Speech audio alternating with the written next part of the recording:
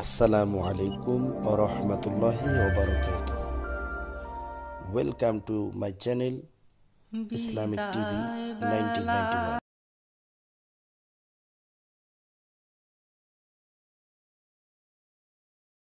Assalamu alaikum wa rahmatullahi wa barakatuh. Innal hamdalillah الحمد لله نحمده ونستعينه ونستغفره ونؤمن به ونتوكل عليه ونعوذ بالله من شرور أنفسنا ومن سيئات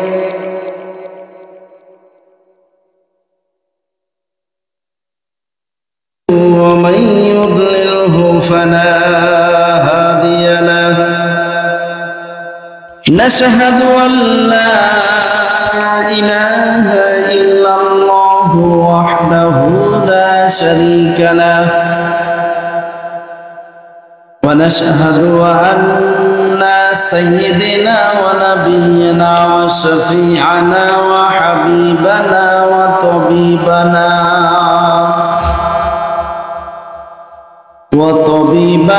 وطبيب أرواحنا محمدا عبد الله ورسوله الذي أرسله بالحق بشيرا ونذيرا وداعيا إلى الله بإذنه وسراجا وقمرا منيرا أما بعد فقد قال الله تعالى في كلامه المجيد والفرقانه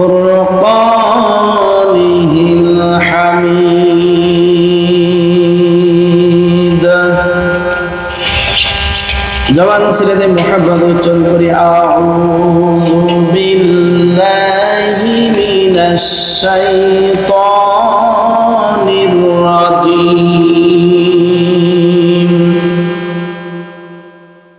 بسم الله الرحمن الرحيم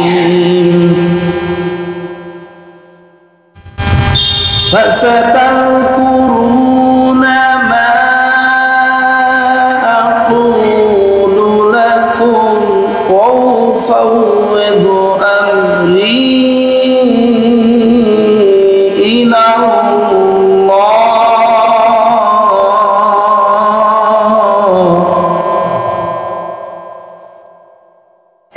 إن الله بصير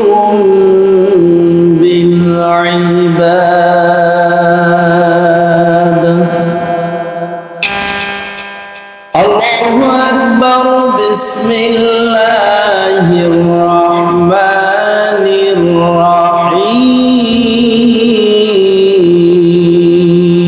الرحيم عاملة ناصبة تصلى نارا حامية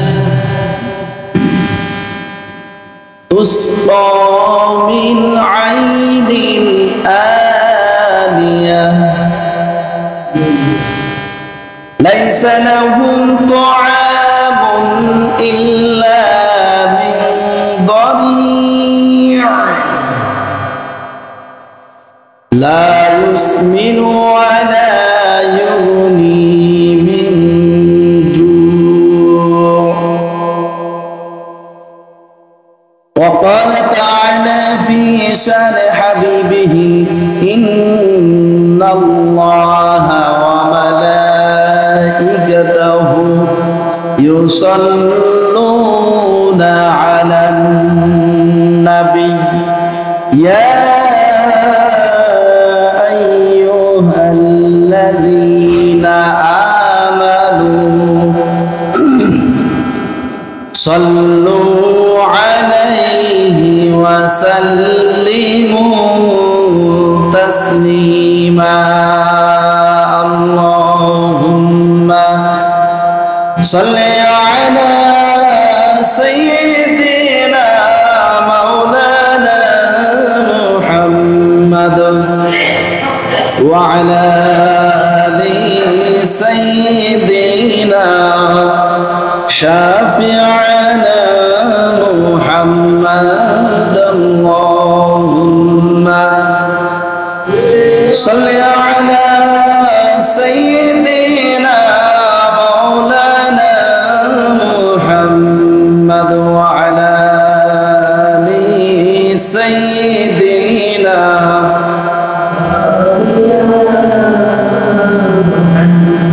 চন্দ্র সূর্য গ্রহ তারা লক্ষ কোটি মাখলুকাত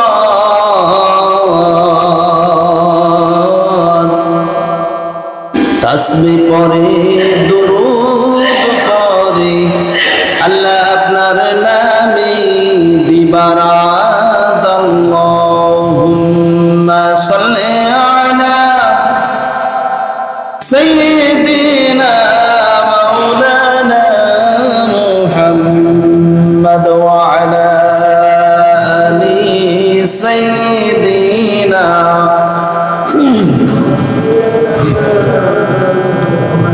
بلغ العلا بكماله كشف الدجى بجماله حسنت جميع خصاله صلوا عليه وآله আলহামদুলিল্লাহ আমরা সর্বপ্রথম মহান আল্লাহ সুবহানাহু ওয়া তাআলার আলিশান দরবারে লক্ষ কোটি সুজুদ শুকরান পেশ করছি যে মহান মাহবুব একান্ত মেহেরবানি করে প্রত্যেক জুমার ন্যায় আজকেও সালাতুল জুমার নামাজ আদায়ের উদ্দেশ্যে তার পবিত্র ঘর মসজিদে যথা সময়ে সুস্থতার মতো বড় নিয়ামতকে সঙ্গে নিয়ে আজকের এই সালাতুল জুমা দিবসে জুমার নামাজ আদায়ের উদ্দেশ্যে আসবার বসবার এবং সালাতুল জুমার নামাজের পূর্বে মহাগ্রন্থ আল কোরআনুল কারীম থেকে ছোট্ট কয়েকটি আয়াতে কারিমা তেলাওয়াত করার এবং আপনাদেরকে শ্রবণ করবার তৌফিক এনায়েত করলেন সেই মহান আল্লাহ সুবহানাহু ওয়া তাআলার আলিশান দরবারে লক্ষ কোটি সুজুদ শুকরান পেশ করছি। সকলে বলি আলহামদুলিল্লাহ। সেই সাথে দুরূদ ও সালাম পেশ করছি মানবতার মুক্তির দূত সকল নবীর সরদার জাতির শ্রেষ্ঠ মানব মহান নেতা সাইয়্যিদুল মুরসালিন খাতামান নবিয়্যিন সর্বশেষ এবং সর্বশ্রেষ্ঠ নবীর শানে সকলে বলি সাল্লাল্লাহু আলাইহি ওয়াসাল্লাম। সম্মানিত হাজির, আজকে আমরা জমাদিউস সানির শেষ জুমায় উপনীত হয়েছি। আজকের খুতবার আলোচ্য বিষয় সন্তানের ভবিষ্যৎ রচনার পূর্বে নিজের ভবিষ্যৎ রচনা করা। কি করেন? মানে আপনি সন্তানকে গড়ে তোলার আগে আপনার নিজেকে গড়ে তোলা। যেমন রব্বুল আলামিন বলেন, ইয়া আইয়ুহাল্লাযীনা আমানু আনফুসাকুম ওয়া আহলিকুম নার। আল্লাহ তাআলা বলছেন, বান্দারা, ইয়া আইয়ুহাল্লাযীনা আমানু, হে আমার বান্দারা, হে ঈমানদার, হে বিশ্বাসীগণেরা, ও আনফুসাকুম, আগে তুমি নিজে জাহান্নাম থেকে বাঁচো, ওয়া আহলিকুম নার, আর তোমার আহাল, তোমার পরিবার পরিজন, তোমার সন্তানাদি, তোমার অধীনস্থ স্ত্রী পুত্র যারা রয়েছে তাদেরকেও জাহান্নামের পীড়াদায়ক শাস্তি থেকে বাঁচাও। তার কথা, তার মানে বোঝা যাচ্ছে যে আমরা যদি আমাদের কর্ম ভালো না হয় আমরা নিজেরা জাহান্নামে যাব, আর নিজেরা যদি ভালো কর্ম না করি সন্তানকেও ভালো কাজের জন্য উৎসাহ দেব না। মনে করেন যে ব্যক্তি চোর, সে চুরি করে, ডাকাতি করে, হ্যাঁ, জেনা ব্যভিচারে লিপ্ত, সন্ত্রাসী করে, সে নিজেও যেমন খারাপ, তার সন্তানকেও ওই পথেই পরিচালিত করার চেষ্টা করে অধিকাংশ সময়। ইল্লা মাশাআল্লাহ, হয়তো দু একজনের ক্ষেত্রে দেখা যায় যারা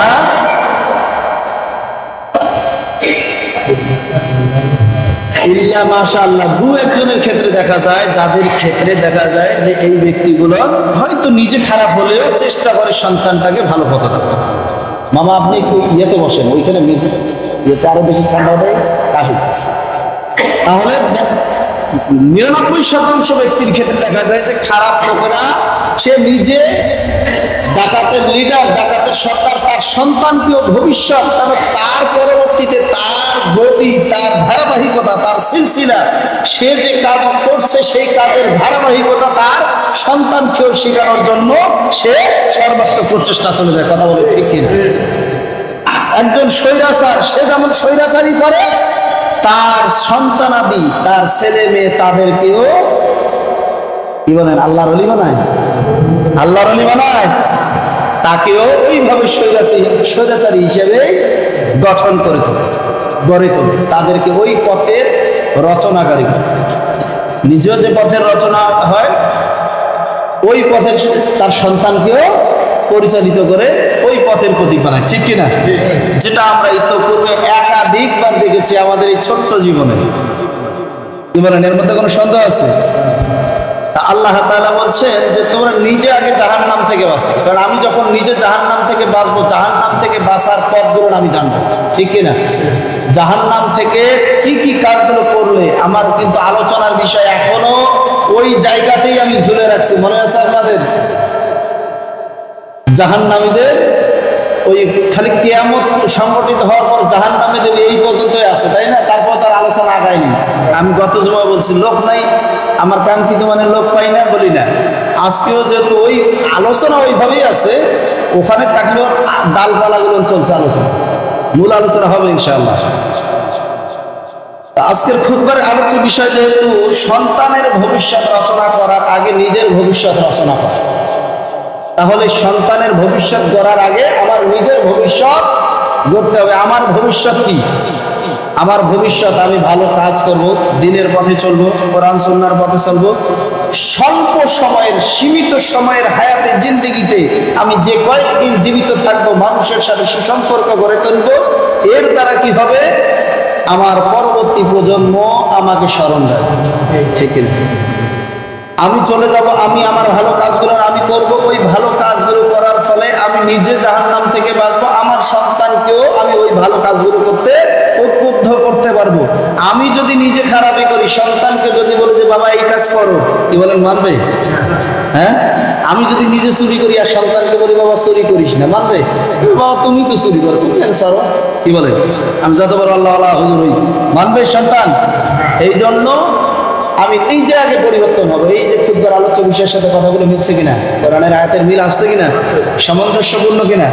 এখানেও আল্লাহ তাআলা বলছেন যে ও আনফুসাকুম ওয়া আহলিকুম নার, নিজে বাঁচো, তোমার সন্তান, সন্ততি, তোমার স্ত্রী সন্তান যারা রয়েছে তাদেরকেও জাহান্নামের অগ্নি কুণ্ড থেকে, জাহান্নামের পীড়াদায়ক শাস্তি থেকে বাঁচাও। কেন? ওয়াকুদুহান নাস ওয়াল হিজারা, নিশ্চয়ই অবশ্যই মানুষ এবং পাথর, মানুষ এবং পাথর জাহান্নামের ইন্ধন, জাহান্নামের উৎসাহদাতা, জাহান্নামের অগ্নিকুণ্ডকে আরো উৎসাহ বাড়িয়ে দিবে, জাহান্নামের আগুনটাকে কি করবে? আরো বাড়িয়ে দিবে। এই জন্য তুমি নিজে বাঁচো, তোমার আহাল, তোমার পরিবার পরিজন, তোমার অধীনস্থ যারা রয়েছে তাদেরকে জাহান্নামের অগ্নিদায়ক শাস্তি থেকে বাঁচাও। ঘুরে ফিরে কিন্তু ওই জাহান্নাম আছে না নাই? আছে না নাই? ঘুরে ফিরে সেই একই। এই জন্য বলছি মানুষকে কোনো পথ থেকে বাঁচাতে হলে, কোনো পথ থেকে, কোনো বিপদের পথ, মনে করেন এই পথে চলতে গিয়ে আমাদের এই বড়দরগা থেকে পাল্টানা রোডে, এখন অবশ্য এগুলো নাই। একটা সময় এই রোডে এমন ছিল না যে রাতের বেলা, রাত 9টা 10টার পরে গেলেই চিনতেই হয়? এই রোডের খবর আমি জানি না, ওই যে আমাদের পীরগাছা রোডে যে একটা রাস্তা আছে, মানে আমাদের হ্যাঁ লোহার ব্রিজ, সিনেমারা ওইটা কিন্তু ঐতিহ্যবাহী ব্রিজ ছিল, তাই না? ছোটবেলায় আমি শুনতাম লোহার ব্রিজ, কয়েকদিন পর শুনতাম লোহার ব্রিজের নিচে লাশ বেড়েছে। কি মামা ঠিক আছে কিনা? এরকম ছিল কিনা? কেন? কারণ ওই সময়টা প্রশাসন অত সোচ্চার ছিল না। যে কথাটা বুঝাতে যাচ্ছিলাম, একটা সময় ওই পথে যখন মানুষ চলতো, বিশেষ করে রাত 8টা-9টা পার হয়ে গেলে আমরা বলতাম কিনা, যদিও কোনো আত্মীয় স্বজন বা কোনো অপরিচিত আসতো, আমরা কি বলতাম যে ভাই ওই পথে যাইও না, গেলে সামনে বিপদ আছে, ওখানে তোমার চিন্তাই হওয়ার আশঙ্কা আছে, এমনকি তোমার জীবনও যাওয়ার সম্ভাবনা রয়েছে। কি বলেন? আমরা কি এরকম সচেতন করি কি করি না? আচ্ছা, সচেতন করার অর্থটা কি? সে আমাকে কিছু হাদিয়ে দেবে এই জন্য? সচেতন করার অর্থ হলো এই যে ব্যক্তিটা যেন কোনোভাবে বিপদের সম্মুখীন না হয়, আমাদের অপরিচিত হোক, তারপরে আমরা চেষ্টা করি যেন ব্যক্তিটা কোনোভাবে বিপদের সম্মুখীন না হয়। যদিও এর বিনিময়ে আমরা কোনো কিছু পাবো না, কিন্তু তারপরে আমরা কিন্তু তাদেরকে সচেতন করে দিই। এই যে সচেতন করে দেওয়ার পর বলেন তো ওই ব্যক্তিটার ভিতরে একটা ভয় আসে কি আসে না? যারা কথা বললেন না তাদের দৃষ্টিতে মনে হয় ভয় আসে না। ওই ব্যক্তিটাকে সচেতন করে দিলেন যে ভাই এই পথে গেলে সামনে কিছু দূর গেলেই পাবার লোহার ব্রিজ, ওখানে গেলে তোমার জন্য এক শ্রেণীর পথ রোধকারী ডাকাত বা সন্ত্রাসী দল অপেক্ষা করছে তোমার জন্য, গেলেই তোমাকে চিন্তাই করে নিবে। এই কথাটা শোনার পর একটা ব্যক্তির ভিতরে, যত সাহসী ব্যক্তি হোক না কেন, তার অন্তরের ভিতরে ভয় জাগে কি জাগে না মুসলমান? এটা যেমন ঠিক আল্লাহ তাআলা এই আয়াত দিয়ে এইভাবে আমাদেরকে বোঝাচ্ছেন, বান্দা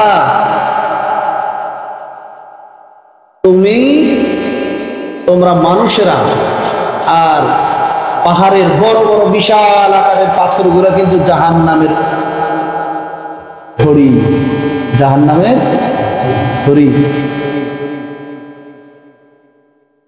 ইন্ধন। আগুনটাকে বাড়িয়ে তুলবা, তোমাদেরকে যখন ফেলা হবে আগুনের প্রখরতা বেড়ে যাবে। কি বলেন? এটা কি আমাদেরকে আল্লাহ তাআলা ভয় দেখালেন না? সচেতন করলেন না যে বান্দা সাবধান হয়ে যাও, তুমি নিজে বাঁচো, তোমার পরিবার পরিজন। দুনিয়াতে আপনি আমি, আমার সামনে আমার সন্তানটা এমনি মারা যায় বা এমনি কোনো বিপদে পড়ুক, এটা কেউ চাই? কে বলেন চাই? আমি তো বলি যে মানুষের সন্তান কেন, অনেক সময় আমাদের বাড়িতে মুরগির বাচ্চা বলি না আমরা, মুরগির বাচ্চা, মুরগির ডিম ফুটে, একটা ডিমের কয় টাকা? 9 টাকা 10 টাকা। দেশি মুরগির ডিম একটা হয়তো 15 টাকা 16 টাকা, তাই না? এই ডিম থেকে একটা বাচ্চা বের হয়, এই বাচ্চাটা কিন্তু আপনি আমি পয়দা করি না, বাচ্চাটা পয়দা করে কে? ওই মুরগি বা হাঁস। যখন চোখের সামনে ওই মুরগি হাঁসের বাচ্চাটা এমনি কোনো ঠান্ডা জনিত কারণে হোক বা যে কোনো, অনেক সময় প্লে রোগ, অনেক রোগ হয় না মুরগির বাচ্চারও, পায়খানা হয়, চূর্ণ পায়খানা করে তারপর মারা যায়, এরকম দেখছেন আপনারা? আচ্ছা বলেন তো, আপনার চোখের সামনে যদি এরকম দেখেন একটা মুরগির বাচ্চা আপনার সামনে ঠান্ডায় কাঁপছে অথবা এরকম চূর্ণ পায়খানা হয়, মানে অসুস্থ হয়ে যাচ্ছে, বলেন তো আমরা পুরুষরা না করলেও মা বোনেরা কিন্তু এই দিকে খুব সচেতন। আমি ছোটবেলায় দেখছি, আমার নিজের মায়ের কথাই বলছি, আমার মাকে দেখতাম মাঝে মাঝে মুরগির বাচ্চা ওই যে আঁচলের মধ্যে বাঁধি রাখতো। জিজ্ঞেস করতাম, ছোট মানুষ তো বুঝতাম না, আচ্ছা এইটাকে এখানে বাঁধি রাখার কারণ কি? তা বলতো বাবা এটাকে ঠান্ডা লাগছে বা অসুস্থ হয়েছে, ওকে যখন এই আঁচলটার মধ্যে বেঁধে রাখি তখন উষ্ণতা পাওয়ার ফলে সে তার যে ঠান্ডা অনুভব, সে অনুভবটা কেটে যায়, একটা সময় সে সুস্থ হয়ে যায়। আল্লাহর অশেষ রহমতে। চিৎকার দিয়ে বলি সুবহানাল্লাহ। হয় কি হয় না? একটা সামান্য মুরগির বাচ্চা বা হাঁসের বাচ্চা, তার ক্ষেত্রে যদি এইরকম আমরা এত সচেতন থাকি যে আমার বাড়ির মুরগির বাচ্চাটা, হাঁসের বাচ্চাটা যেন এমনি মরে না যায়, তাহলে আপনি আমি কিভাবে চিন্তা করতে পারি যে আমার সন্তানটা, আমি নিজে জাহান্নামে যাব, আমার মৃত্যুর পর আমার সন্তানটাও জাহান্নামের অগ্নিকুণ্ডে জ্বলবে? এটা কি মেনে নেওয়ার মতো হয়? এটা মেনে নেওয়া যায়?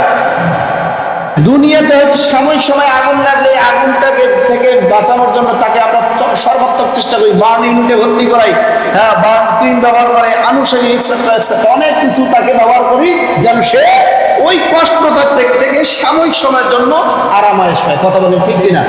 তাহলে মৃত্যুর পর আমার সন্তানটা, আমি তো আমার কর্মের কারণে আমি জাহান্নামে যাব, আমার সন্তানটাও জাহান্নামে যাবে তার কর্মের কারণে, আমি যদি তাকে দুনিয়াতে সচেতন না করি সেও জাহান্নামের প্রতীক হয়ে যাবে। এই চিন্তাটাকে আমরা কখনো একবার করে দেখছি যে আমি নিজেই আমাকে বাঁচা দরকার, আমার সন্তানকে বাঁচানো দরকার? আমার খুতবার আলোচ্য বিষয়ের সাথে মিলছে কি কথাগুলো? আবারও বলছি, আজকের খুতবার আলোচ্য বিষয় কি? সন্তানের ভবিষ্যৎ রচনা করার পূর্বে নিজের ভবিষ্যৎ রচনা করা। আজকের খুতবার আলোচ্য বিষয়, তাহলে এই আয়াতের সাথে এই আলোচ্য বিষয়ের সাথে আমার আলোচ্য বিষয় কি মিলছে? তাহলে আমাদের উচিত কি বলেন তো? আমার সন্তানগুলো এমনি এমনি খারাপ পথে যাক, অসৎ পথে চলে যাক, অসৎ পথে উপার্জন করুক, এটা আমরা চাই? কেন চাই না? যাতে আমার সন্তানটা দুনিয়ার বুকে মানুষের কাছে খারাপ চোখে মানুষ না তাকায়, মানুষের কাছে খারাপ এইভাবে উপস্থাপিত না হয়। সন্তানকে যেমন আমি চাই না, অনুরূপ আমার ক্ষেত্রেও আমাকে আগে সচেতন হতে হবে। আমার দ্বারা যেন অসংলগ্ন কোনো মানে যেই সমস্ত কাজগুলো সমাজে চক্ষু লজ্জার বিষয় হয়ে দাঁড়ায়, অসৎ কাজ যেগুলো করলে সমাজের কাছে আমি নিজে লজ্জিত হয়ে যাই, মানুষের কাছে হে প্রতিপন্ন হতে হয়, এই কাজগুলো থেকে আগে নিজেকে বাঁচানো দরকার। এই জন্য আমি প্রত্যেকের কাছে উদাত্ত আহ্বান জানাবো, যেহেতু খুতবার আলোচ্য বিষয়, আগে সন্তানের আগে নিজের ভবিষ্যৎ রচনা করতে হবে। তাহলে সন্তানকে আপনি তখনই আপনার কথা মতো তাকে পরিচালিত করতে পারবেন যখন আপনি নিজে মানতে বাধ্য থাকবেন, আপনি নিজে যখন ওই পথে পথিক থাকবেন, কোরআন ও সুন্নাহর পথে নিজেকে পরিচালিত করতে পারবেন, তখন আপনি আপনার সন্তানকে কোরআন সুন্নাহর পথে পরিচালিত করতে পারবেন। আর আপনি নিজেই যদি কোরআন ও সুন্নাহর বহির্ভূত চলেন, ইসলাম শরিয়ার বিরুদ্ধে আচরণ করেন, ইসলামী আদর্শের উপরে অবিচল না থাকেন, ইসলামী আদর্শ থেকে নিজেকে বিমুখ করেন, আপনি কোশ্চিনকালেও আপনার সন্তানকে আপনি কখনোই কোরআন ও সুন্নাহর পথের প্রতীক বানাতে পারবেন। আপনারা কি অনেকের এখানে আছে 60, 65, 70, 80 বছরের বয়সের, এখানে অনেকে আছেন, আছে না? আজও পর্যন্ত কি কখনো দেখেছেন আমের গাছে কখনো তেঁতুল ধরছে? তেঁতুল গাছে কোনোদিন হাড়িভাঙ্গা আমের মতো, আম্রকুলি আমের মতো আম ধরছে? খেজুর গাছে তো নিশ্চয়ই কাঁঠাল ধরছে না? আপনাদের এলাকায় খেজুর গাছে কাঁঠাল ধরছে, আপনাদের কথার আওয়াজে বলবো, খেজুর গাছে কাঁঠাল পারছেন না আপনারা? হ্যাঁ, আর খেজুর গাছে কাঁঠাল ধরলে তো ভালো, খেজুর বিচি অনেক লাগাবেন, কয়দিন পর কাঁঠাল ধরবে, আর আবার নির্দেশ মোতাবেক গরুর পরিবর্তে কাঁঠাল খাবেন, কাঁঠালের গোশত খাবেন। তাহলে এটা যেমন ঠিক খেজুর গাছে কাঁঠাল ধরে না, আমের গাছে আপনার তেঁতুল ধরে না, তেঁতুল গাছে বড়াই ধরে না, এগুলা যেমন ঠিক, একটা মানুষ সে যদি কোরআন ও সুন্নাহর পথে পথিক না হয়, অর্থাৎ ইসলামী শরিয়া মোতাবেক না চলে, ইসলামী শরিয়া বহির্ভূত নিজেকে পরিচালনা করে, ইসলামী শরিয়ার ভিত্তিতে না চলে, ইসলামী শরিয়ার যে হুকুমত, এই হুকুমতগুলোর বাস্তবায়নের পক্ষে না থাকে, আল্লাহর কসম করে বলছি কিয়ামত পর্যন্ত তার সন্তান সন্ততি কখনোই কোরআন সুন্নাহর পথের প্রতীক হতে পারে না। অতএব যেহেতু খুতবার আলোচ্য বিষয় সন্তানের ভবিষ্যৎ রচনার পূর্বে নিজের ভবিষ্যৎ রচনা করো, তাহলে সন্তানকে কোরআন সুন্নাহর পথে দেওয়ার আগে নিজেকে কোরআন সুন্নাহর পথে অবিচল রাখতে হবে। কথা বলেন ঠিক কিনা? কোরআন সুন্নাহ যেন বাংলার জমিনে বাস্তবায়ন হয়, এই জন্য আপনাকে সর্বাত্মক ভূমিকা রাখতে হবে। কথা বলেন ঠিক কিনা? আপনি যদি কোরআন সুন্নাহর বহির্ভূত নিজে কোরআন সুন্নাহর বহির্ভূত আদর্শের উপর পরিচালিত হন, আর আপনি ভাবছেন যে আমি আমার ছেলেকে বড় আলেম বানাবো, যুগ শ্রেষ্ঠ হাফেজ বানাবো, হ্যাঁ নাইবে রাসূল বানাবো, পশ্চিমকালে যদিও বা হয় টিকে থাকবে না। হাজারো হাফেজ হয়েছে, হাজারো আলেম হয়েছে, যারা ধরে গেছে নামধারী অনেক বড় বড় প্রতিষ্ঠান থেকে মুফতি মুহাদ্দিস হয়েছে, আজকে তারা নাস্তিকে পরিণত হয়েছে। কথা বলেন ঠিক কিনা? প্রমাণ চান? আমি প্রমাণ দিতে পারি এখন আপনাদের। মুফতি মাসুদ নাম শুনছেন আপনারা? আমার থেকে হয়তো 5, 7, 10 বছরের বড় হবে, এখন সে নাস্তিক, সে বলে আল্লাহ বলতে কিছু নাই, নাউযুবিল্লাহ বলবেন না? ইদানিং আরেকটা দেখলাম নতুন, মুফতি নোমান কাসিমি নাউজুবিল্লাহ, এ বলছে আল্লাহ বললে কোন তো শব্দই নাই, আল্লাহ রাসূল এটা সম্পূর্ণ মিথ্যা, এটা বানোয়াট, এটা ফেক আইডি। নাউজুবিল্লাহ বলবেন না, আল্লাহ রাসূল এগুলো নাকি ফেক আইডি। এরা কখনোই কোনো ভালো পরিবারের কোরআন সুন্নাহর পথে যারা চলে তাদের পরিবারের সন্তান হতে পারে না। এরা অবশ্যই এদের ব্যাকগ্রাউন্ড খোঁজ নিয়ে দেখেন, এদের পিতা মাতা, এদের পরিবেশ, যাদের পরিবেশে এরা আসছে দুনিয়াতে, এদের ভেজাল আছে। কথাটা বুঝে আসছে? এরকম হাজারো নাম, আর নামগুলো মাশাআল্লাহ অনেক সুন্দর। মুফাসসিল ইসলাম, কি নাম? মুফাসসিল ইসলাম। তারপর সিফাতুল্লাহ, হ্যাঁ বুড়ো একটা আছে না, দেখছেন আপনারা? এই যে যুবক বেড়ে যাবে, সিফাতুল্লাহ কাকা, মুরব্বী দেখেন না, একটা মুরব্বী আছে সিফাতুল্লাহ, দাঁত নাই, এই বান্দরের বান্দরামে দেখবেন শয়তান লজ্জা, ওর বান্দরাম, ওর যে সমস্ত কর্মকাণ্ড, ওর কর্মকাণ্ড এগুলো শয়তানও লজ্জা পায়। বাবা তুই আমার যে খেলাফত নিয়েছিস, এই খেলাফত তোকে দিয়ে গেলাম, আমি আরেক জায়গায় একটা মুরিদ তৈরি। কথা বলেন ঠিক কিনা? তারপরে তাসলিমা নাসরিন, এগুলা কখনো ভালো পরিবারের না,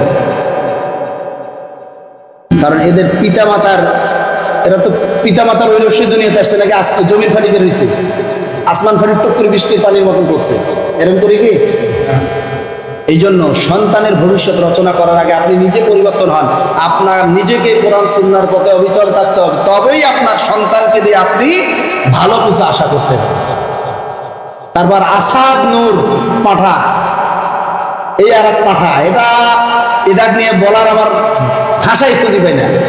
ইসলামকে যে পরিমাণে বিতর্কিত করছে মুসলমানরা, এগুলো কিন্তু সবগুলো মুসলমান ঘরের সন্তান, একটাও ইহুদি নাসারার সন্তান না, একটাও সনাতনী ঘরের না। কথা বলেন ঠিক কিনা? আসাদ নূর এই নামটা কি কোনো সনাতনী ভাই রাখছে? আশপাশে খোঁজ নিয়ে দেখেন তো, আপনার বাড়ির আশপাশে অনেক সনাতনী আছে না, জিজ্ঞেস করে দেখেন তো একজন তার সন্তান ভুল করিয়া আসাদ নূর রাখছে নাকি, মুফাসসিল ইসলাম রাখছে নাকি, মুফতি কাসিমি নাম রাখছে নাকি, নোমান কাসিমি, মুফতি মাসুদ রাখছে নাকি? একটাই খুঁজে পাবেন না, এগুলো মুসলমানের ঘর ছাড়া। মুসলমান ঘরে জন্ম নিয়েছে কিন্তু এরা মুসলমান নয়, এরা নাস্তিক মুরতাদে পরিণত হয়ে গেছে। এর মধ্যে একটাই কারণ, ওই যে বললাম আমের গাছে তেঁতুল ধরে না, তেঁতুল গাছে বড়াই ধরে না, আর কাঁঠাল গাছে খেজুর গাছে কাঁঠাল ধরে না, এটা যেমন ঠিক এদের ক্ষেত্রে বিষয়গুলো হচ্ছে এরকম। এদেরকে দ্বারা আল্লাহ রাসূল সাল্লাল্লাহু আলাইহি সাল্লাম বলেছেন, আমি আমার পরবর্তী উম্মতদের জন্য, তাদের ক্ষতি করার জন্য, আমার উম্মতদের মধ্যে আমি যে আশঙ্কাটা করি, অন্য ধর্মাবলম্বীদের থেকে এই আশঙ্কাটা করি না যে ইসলাম তাদের দ্বারা ক্ষতিগ্রস্ত হবে। কথাটা আবার বলছি, অর্থাৎ আল্লাহ রাসূল বলছেন যে আমার পরবর্তী উম্মতের মধ্যে ইসলামের ক্ষতি অন্য ধর্মাবলম্বীরা যতটা ক্ষতি করবে না, তার থেকে বেশি ক্ষতি করবে মুসলমানরা। কথা বলে ঠিক হচ্ছে কি হচ্ছে না? আজকে বর্তমান মুসলমানদেরকে দিয়ে মুসলমানের যতটা ক্ষতি হচ্ছে, অন্য ধর্মাবলম্বীরা এতটা ক্ষতি করছে না। কথাটা বুঝে এসছি? এই জন্যে আমি প্রত্যেকের কাছে উদাত্ত আহ্বান জানাবো, আমরা যারা আজকে নিজেদেরকে মুসলিম দাবি করছি, নামে মুসলিম নয়, আমাদেরকে কর্মে মুসলমান হতে হবে। আমাদের কর্মের দ্বারা আমাদেরকে মুসলমান প্রমাণিত করতে হবে। আল্লাহ তাআলা বলেন, ওমান আহসানু কাওলাম মিম্মান দাআ ইলাল্লাহ ওয়া আমিলা সালিহান ওয়া ক্বালা ইন্নানি মিনাল মুসলিমিন। যারা আল্লাহর পথে থাকে, আল্লাহ রাসূলের পথে থাকে, কারণ আল্লাহ মনে করেন, আমি আপনাদেরকে এই কথাটা বলি শেষ করছি, আপনারা তো আমাকে সময় দেন না, এই জন্য আমাকে প্রতি সপ্তাহে এখন 2-4 মিনিট করে বাড়িয়ে নিতে হচ্ছে। আমি বলবো আর সর্বোচ্চ 2 মিনিট। মনে করেন তাকে দিয়ে উদাহরণ দেওয়া না, আমার মামু কোনোদিন নেওয়া হয়নি। আবার এই যে মামা রফিকুল ইসলাম মামা, মন খারাপ না, উনি তো তেমন তাছাড়া সেইভাবে বাপ মায়ের কাছে ওইভাবে কোরআন সুন্নাহর জ্ঞান অর্জন করতে পারেনি বাপ মায়ের মাধ্যমে। কি বলেন? ওই সময় আপনাকে মাদ্রাসা পড়াইছে, মুক্ত মাদ্রাসা তেমন পড়া হয়নি, বিধায় আপনার কোরআন সুন্নাহর জ্ঞান তেমন একটা নাই বললেই চলে। ভুল বললাম মামা? এখন এই বেচারে যদি বলা হয় যে আপনি মানুষদেরকে কোরআন সুন্নাহর পথে ডাকেন, তা মানুষ কি বলবে? বেটা তুই তো নিজেই জানিস। আল্লাহ তাআলা বলছে, ওমান আহসানু কাওলাম মিম্মান দাআ ইলাল্লাহ, ওই ব্যক্তিগুলোই আল্লাহর পথে ডাকবে যারা নিজেরা কোরআন সুন্নাহর পথে রয়েছে। লা ইলাহা ইল্লাল্লাহ, তারা আল্লাহর দিকে আহ্বান করবে যার ভিতরে আল্লাহ বরত্ব মহত্ব তার ভিতরে সেটআপ করা আছে, তার ভিতরে আছে পূর্ণাঙ্গ রূপ। সেই ব্যক্তিগুলোই ডাকবে মানুষদেরকে আল্লাহর পথে। ওয়া আমিলা সালিহা, আর তারা কি করবে? নেক আমল করবে, সৎ কাজের উপরে অবিচল থাকবে। থাকার ফলে তারা বলতে পারবে যে অকালা ইন্নানি মিনাল মুসলিমিন, আর তারা বলবে যে নিশ্চয়ই আমি মুসলমানদের মধ্যে একজন। কিন্তু এখন যদি পাইকারি হারে ধরে জিজ্ঞেস করা হয় যে ভাই আপনি হিন্দু না মুসলিম, বলবে আমি মুসলিম। মুসলমান কাকে বলে? এই মুসলমান কাকে বলে এইটাই যদি জিজ্ঞেস করবেন তো দেখবেন থার্ড ডিভিশনে অনেক দূর হয়ে যায়। ফার্স্ট ডিভিশনে 4টা লেটার নিয়ে ফেল করবে এরকম ব্যক্তি খুঁজে পাওয়া যাবে কি যাবে না? কারণ আগেকার লোকেরা লেটার বুঝতো, এখনকার অনেকে লেটার বোঝে না। মানে জিপিএ 5 গ্রেডে গোল্ডেন মার্কে ফেলের দিক দিয়ে, পাশের দিক দিয়ে না, এইরকম ব্যক্তি পাওয়া যাবে কি যাবে না? মুসলমান কাকে বলে? আমি মুসলমান, অকালা ইন্নানি মিনাল মুসলিমিন, আর তারা বলবে যে আমি মুসলমানদের মধ্যে একজন। এই মুসলমান কাকে বলে এটা যদি প্রশ্ন করা হয় কয়জন বলতে পারবেন? কি বলেন? আমি মুসলমান কাকে বলে এইটাই বলতে পারি না, তাহলে আমার দ্বারা কি হবে? আমার কথাগুলো বুঝতেছেন? আপনাদের খারাপ লাগছে কথাগুলো? এই জন্যে মুসলমান কাকে বলে একটু আরো বিশ্লেষণ করেন, আরো একটু বুঝেন। যদি না বুঝেন হুজুর আমাদেরকে, আমরা হুজুরে আসি জিজ্ঞেস করবেন, অন্তত কমপক্ষে আমরা বললেও এই অনুপাতে মানার চেষ্টা করবেন। আমরা কোনো হুজুররা কোনোদিন চাই না যে আমার সমাজের অন্তর, আমার অধীনস্থ যে মুসলিম ভাইরা আছে তারা নাস্তিক হয়ে যাক, মুরতাদ হয়ে যাক, দিন থেকে বেরিয়ে যাক। এটা কোনো আলেম চায় না। কি বলে চায়? আমার মনে হয় না কোনো আলেম চায় যে তার মুসল্লি ভাই দিন থেকে বেরিয়ে যাক, কোরআন সুন্নাহ থেকে বাহির হয়ে যাক। এটা কোনো আলেম, কোনো ইমাম, কোনো মসজিদের খতিব চায় না। এই জন্য আমি উদাত্ত আহ্বান জানাবো, যেহেতু আজকের খুতবার আলোচ্য বিষয় সন্তানের ভবিষ্যৎ রচনা করার পূর্বে নিজের ভবিষ্যৎ রচনা করো। আমার সঙ্গে একটু বলবেন কি কষ্ট করে?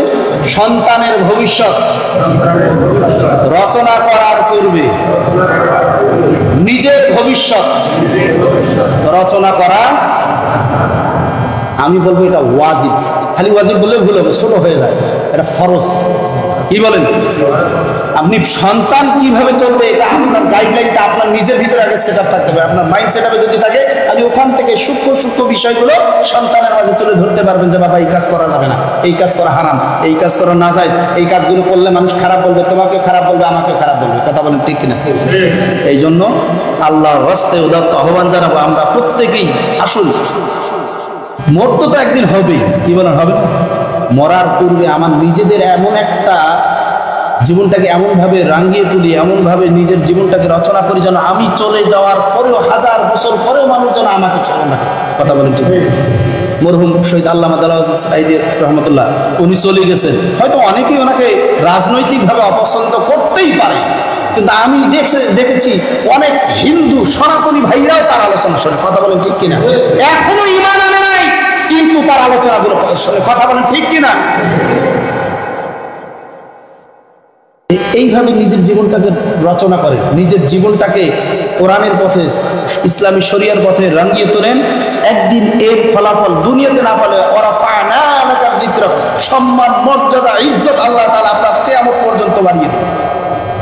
আল্লাহ তাআলা আমাদের যেটুকু আলোচনা করেছি যদি আপনাদের মনে কষ্ট পেয়ে থাকেন আল্লাহর রাস্তায় ক্ষমা সুন্দর দৃষ্টিতে দেখবেন। আর একটা কথা আমি সর্বশেষে বলছি, আজকের পরে আর কোনোদিন বলবো না,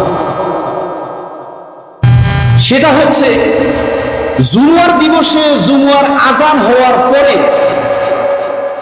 আপনারা যদি কোনো কাজে যান, আপনি আপনার অন্য সময় আপনার বাড়ির গরুকে আপনি খাওয়াবেন, এটা সদকায়ে জারিয়া। জমিতে ফসলে আপনি কীটনাশক সার ঔষধ ব্যবহার করবেন, এটা সদকায়ে জারিয়া। জুমার দিবসে জুমার আজান হওয়ার সঙ্গে সঙ্গে আপনার যত হালাল কাজ রয়েছে আপনি অন্য সময় গরু খাওয়াইলে আপনার হালাল সদকায়ে জারিয়া, আপনি সওয়াব পাবেন। আর জুমার দিবসে জুমার আজান হওয়ার সঙ্গে সঙ্গে আপনি গরুকে যদি খাওয়ানো অবস্থা থাকেন ওখান থেকে ব্রেক মেরে আপনার কাজ শেষ সমাপ্তি করতে হবে, মসজিদের দিকে চলে আসতে হবে। আর পক্ষান্তরে চেষ্টা করবে জুমার আজান হওয়ার সঙ্গে সঙ্গে মসজিদে চলে আসার, বারবার মধ্যে সবাই প্রস্তুত থাকবেন মসজিদে যাওয়ার জন্য।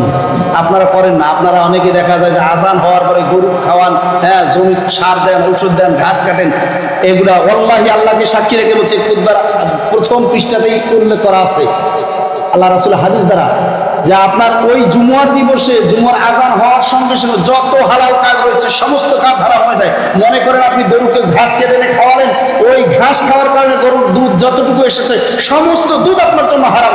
যেমন করে মদ হারাম, যেমন করে সুদ হারাম, অনুরূপ ভাবে হারাম আপনার জন্য আজান হওয়ার পরে ওই জমি থেকে ঘাস বা অন্য যা কিছু খাওয়ান, ওই গরুর দুধটা আপনার জন্য হারাম। এভাবে প্রত্যেকটা হালাল কাজ আপনার জন্য হারাম হয়ে যায়।